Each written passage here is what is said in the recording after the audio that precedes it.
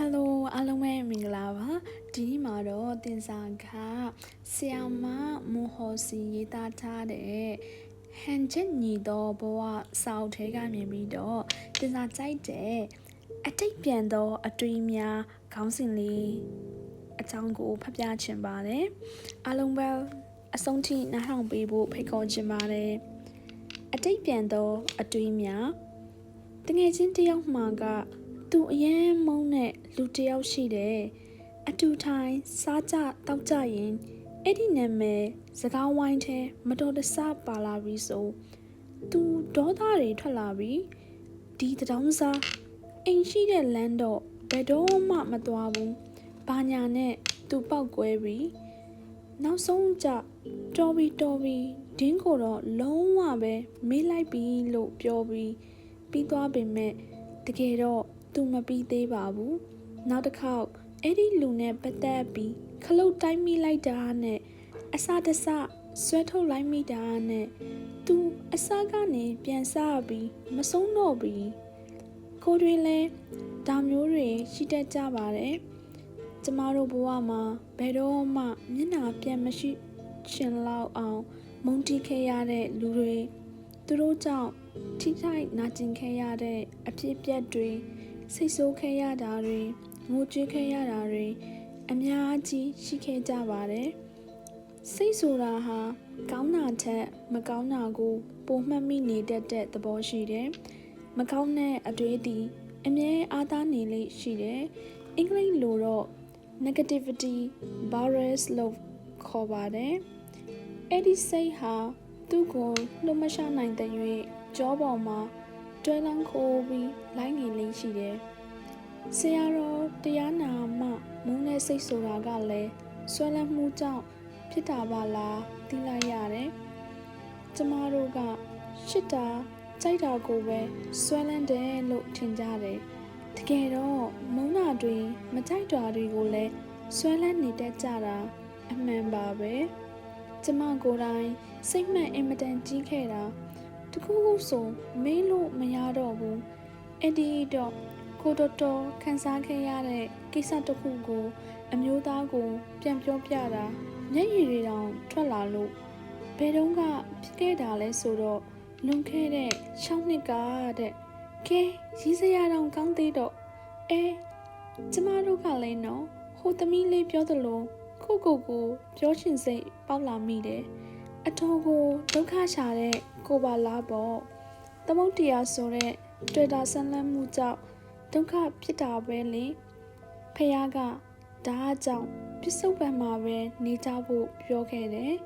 တကယ်စဉ်းစားကြည့်ရင်ပြစ္ဆုတ်ပံမှာတောင်လူတွေဟာအကုသိုလ်အတွေးတွေနဲ့နေကြတာများပါတယ်စိတ်မှာတတိမှမရှိကြတာကိုယ်ခန္ဓာကြီးငြိမ်နေပေမဲ့စိတ်ကအယမ်းကိုထားကြွလှုပ်ရှားတောင်းကျမ်းနေတတ်ကြပါတယ်ရောက်ရှင်တဲ့နေရာကိုစီးမရှိကမ်းမရှိရောက်နေတတ်ကြပါတယ်လူတယောက်မျက်စိရှိပေါ်လာရင်ဟဲဝါလိုက်တာသူ့ဘိုက်ကငါဘိုက်ထက်ပိုပူတယ်ဟဲသူဝတ်ထားတာလေးငါလိုရှင်လိုက်တာဟိုတယောက်ဝတ်ထားတာကရုပ်ဆိုးလိုက်တာစသဖြင့်ချက်ရှင်းပဲကြားသမျှတွေမြင်သမျှတွေကိုစိတ်ထဲကရောပါးစပ်နဲ့ရော react လုပ်တုံ့ပြန်နေမိတတ်ကြပါတယ်စိတ်ဆိုးနေတာတခုခုကိုလိုရှင်တက်မှတ်နေတာကိုဘာဖြစ်လို့ဖြစ်နေမှန်းမသိတာအဲ့လိုအကုသိုလ်အတွေးတွေအပြုအမူအပြောဆိုတွေနဲ့နေတတ်ကြတယ်အတိတ်ကိုပြန်သွားပြီးကိုနာကျင်ခဲ့ရတဲ့အကြောင်းတွေကိုတွေးတော့တခါအကုသိုလ်ပြန်ဖြစ်ပြန်ရောတဲ့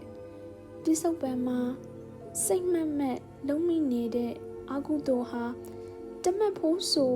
အတိတ်ကိုပြန်တွေးပြီးရလိုက်တဲ့အကုသိုလ်ဟာငားမှုဖို့တဲ့ပိုးတောင်များသွားသေးတယ်စိတ်ကဖြစ်ခဲ့တဲ့မကောင်းသောအာယုံကိုပြန်တွေးတော့အဲ့ဒီတုန်းကအတိုင်းပြန်မွန်းကျက်လာတယ်ဒေါသတွေထွက်လာတယ်ဝမ်းနည်းလာတယ်အဲ့ဒီစိတ်တွေအလုံးဟာအကုသိုလ်တွေရှိပဲဒါကြောင့်အတိတ်ပြန်တဲ့အတွေးတွေကိုကျမတို့လှူရှားတတ်ဖို့ release လုပ်တတ်ဖို့လိုပါတယ်သူကြောင့်ကိုတိခိုက်နာကျင်ရတာဟာတကယ်တော့ကိုပြန်ခံစားရမယ့်ဝတ်ကြွေးကြောင့်ဖြစ်ရတာပါကိုတင်ခဲတဲ့အကျွေးသည်ဆက်ပြီးသွားပြီးသူ့ကိုပြန်လို့ဦးမီသူလည်းငါ့ကိုဖြစ်ပါစေဆိုတဲ့စိတ်ဟာဝိအသစ်ကိုထပ်ဖြစ်စေပါတယ်သူမကောင်းတာအတွက်သူ့ဝက်ကပဲပြန်လဲပါလိမ့်မယ်ကိုပါစရာမလိုတော့ပါပြီးသွားပြီသူ့ကိုရင်ထဲမှာနေရာတနေရာပေးပြီးထားလိုက်ဖို့ပါပဲဒါပေမဲ့သူ့ကိုနင်းအဲ့ဒီဘက်မှာအေးစင်းနေလွတ်လွတ်လပ်လပ်နေငါရှိတဲ့ဘက်ကိုထွက်လာပြီးအနှောက်အယှက်မပေးနဲ့တော့ရဲလို့နေရာတစ်ခုပေးထားလိုက်တဲ့သဘောပဲသူနဲ့ငင်းချင်းရယူလိုက်တဲ့အတိတ်ပဲနောက်ဆုံးတစ်ခုကတော့ focus the bad out of it လူပဲဖြစ်ဖြစ်ကိစ္စတစ်ခုပဲဖြစ်ဖြစ်သူ့မှာအကောင်းဆုံးဘာရှိတယ်လဲသူ့ရဲ့အကောင်းဆုံးအရာဟာဘာလဲဆိုတာကိုကျမတို့ကြည့်နိုင်ဖို့ကြိုးစားရပါမယ်ကျမကတော့ရင်ထဲကစူးတွေအကုန်ဆွဲနှုတ်ပစ်လိုက်တယ်တခါတော့အလုပ်သေးကကိုနဲ့အတော်အဆင်မပြေဖြစ်တဲ့လူတစ်ယောက်ကိုမမျှော်လင့်တဲ့နေရာမှာတွေ့လိုက်ရပြီးနှုတ်ဆက်ဖြစ်လိုက်တယ်သူကလည်းကိုနဲ့ဘာမှမဖြစ်ခဲ့သလိုစကားတွေဘာတွေကောင်းကောင်းပြန်ပြောလို့သူထွက်သွားတဲ့အချိန်မှာရင်ထဲမှာစူးတစ်ချောင်းကိုဆွဲနှုတ်လိုက်သလိုပဲဘာမှတော့မရှိတော့ဘူးအနှစ်အကာလကမကူပဲတိတ်ထားခဲ့တဲ့တန်ရာပျောက်သွားတယ်တကယ်ကိုအင်အားပြည့်တဲ့ခံစားမှုမျိုးကိုခံစားလိုက်ရတယ်စဉ်းစားကြည့်တော့ကျမမင်္ဂလာပွဲတုန်းကသူကူခဲ့ဘူးတာတွေသူကြောင့်အလုံးမှာအဆင်ပြေခဲ့ရတာလေးတချို့ပြန်မှတ်မိလာတယ်ကျေးဇူးတင်စရာလေးတွေပေါ့လုံးဝအဆင်မပြေတဲ့